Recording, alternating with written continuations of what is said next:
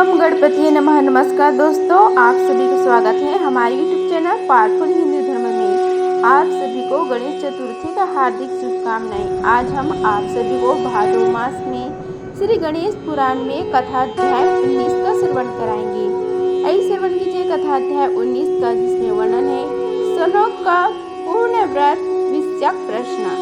श्री सनोक जी बोले कि हे सूत जी, हे महाभाग, सुनते हैं कि एक बार भगवान शंकर ने भगवती पार्वती को किसी संतान दाता व्रत का उपदेश दिया था।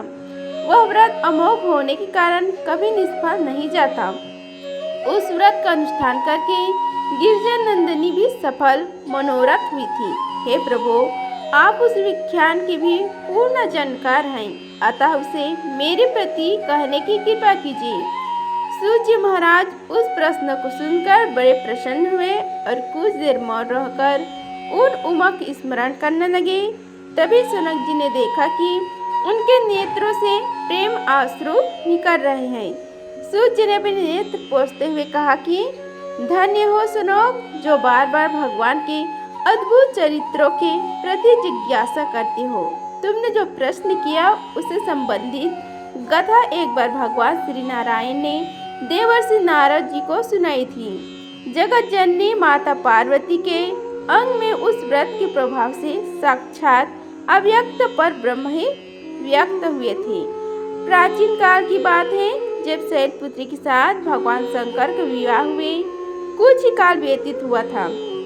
भगवान वृषध्वज उनके साथ निर्जन वन में निवास कर रहे थे तथा वह उनका विहार दीर्घ काल तक चलता रहा था।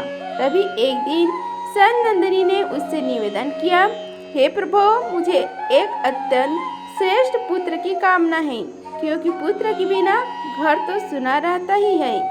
कहते हैं कि पुत्रहीन गृहस्थ को परम पुरुषार्थ की भी प्राप्ति नहीं होती। शिव जी ने गिरिजा पुत्री का अभिप्राय समझ लिया और बोले, हे प्रिय, परम पुरुषार्थ की प्राप्ति तो हमें सदैव रहती है, उससे वंचित तो हम कभी किसी भी स्थिति में नहीं है। फिर भी तुम्हें पुत्र की अभिलाषा है, उसकी प्राप्ति के लिए मैं तुम्हें एक अमोघ उपाय बताऊंगा। देखो, एक ऐसा व्रत है जो सभी में श्रेष्ठ तथा अभीष्ट सिद्धि का बीज रूप है। उसके द्वारा परम बल और हर्ष की प्राप्ति होती है।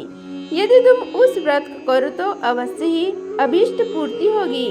उस परम शुभदायक व्रत को पूर्णा कहते हैं। इसका अनुष्ठान 1 वर्ष में पूर्ण होता है। पार्वती जी उस व्रत के विषय में सुनकर बहुत प्रसन्न हुई और उन्होंने देवादिदेव शिव जी से पूछा, हे नाथ, यह व्रत पहले भी किसी ने किया है क्या?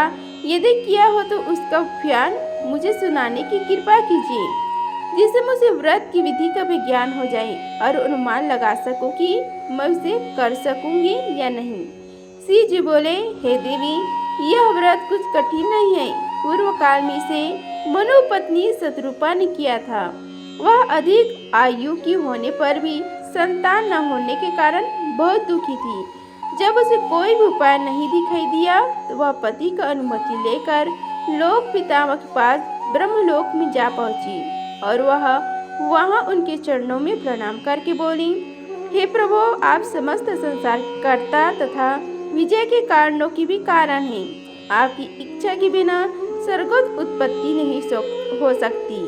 हे दयाले, मेरी इतनी आयु हो गई है किंतु पुत्र नहीं हुआ, और पुत्र के बिना गृहस्थ जीवन सर्वथा नीरस एवं व्यर्थ ही रहता है।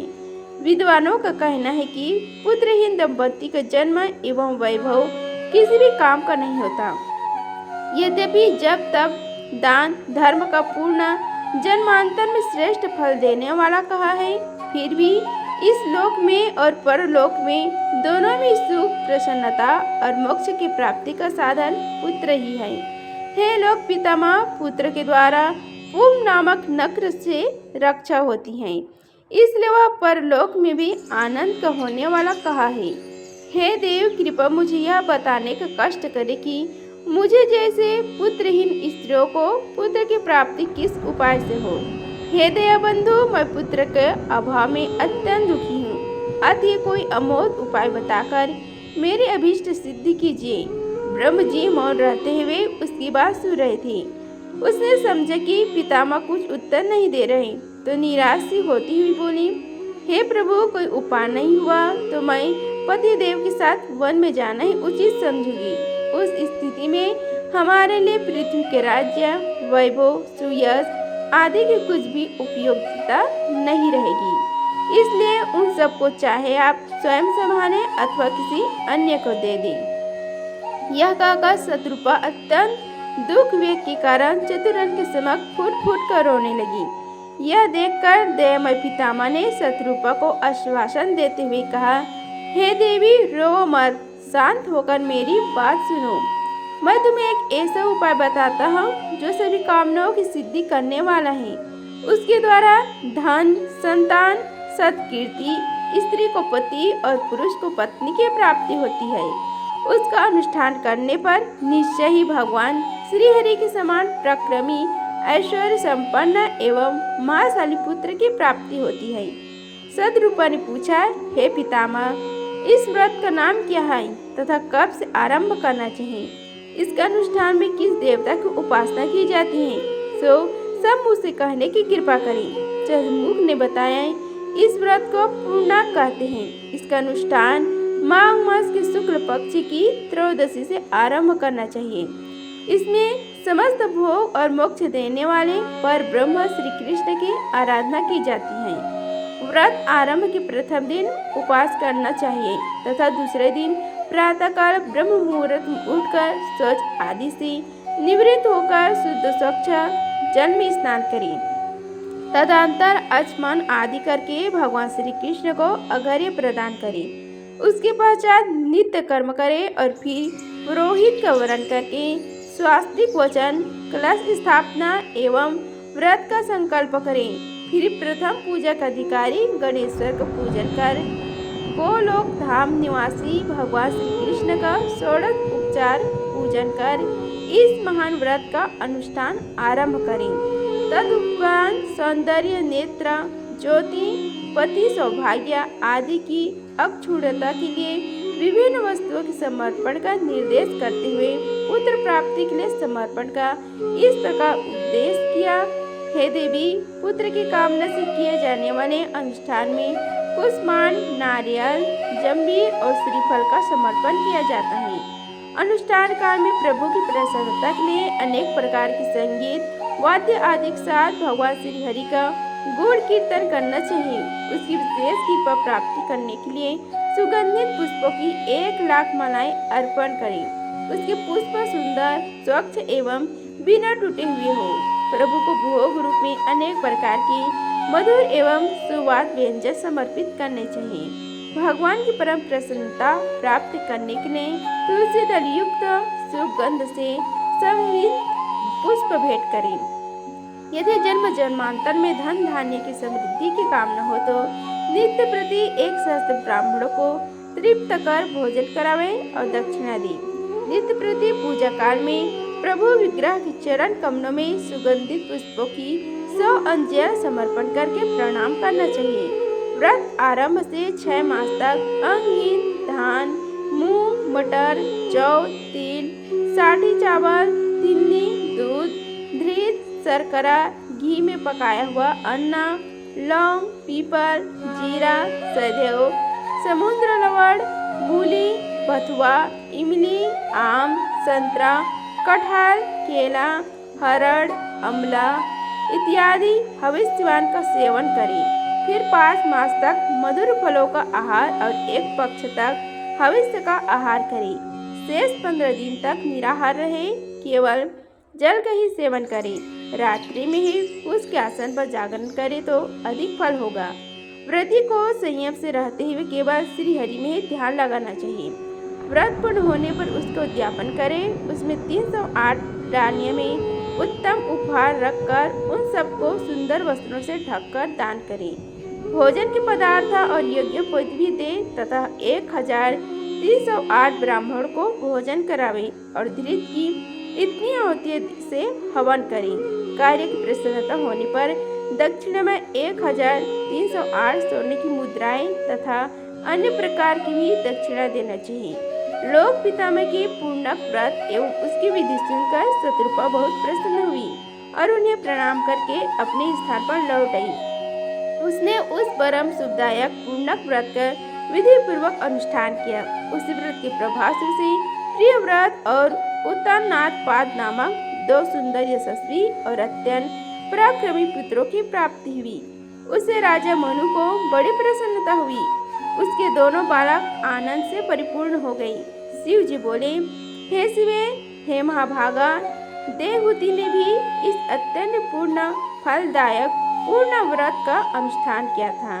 उसके फलस्वरूप उन्हें भगवान श्रीहरि के अंश अवतार एवं सिद्धों में श्रेष्ठ कपिल देव की पुत्र रूप में प्राप्ति हुई थी।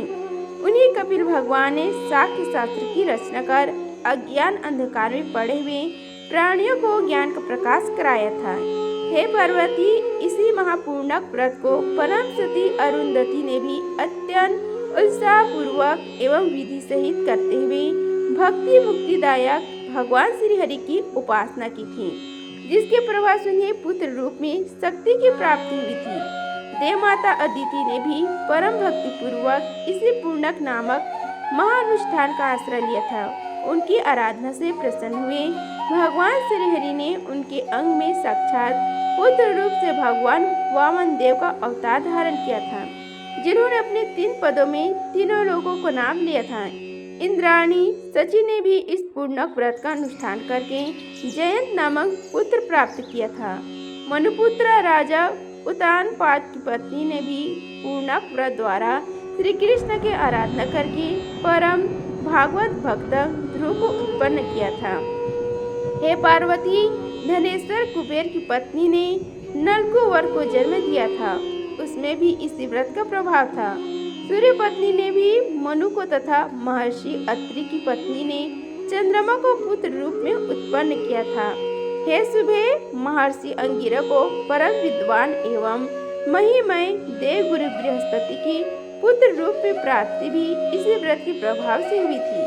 हे सनंदिनी, भृंगु पत्नी को भगवान नारायण के अंशभूत परम तेजस्वी दैत्य गुरु शुक्राचार्य की जो प्राप्ति हुई, उसमें भी इसी पूर्ण व्रत का प्रभाव नहीं था।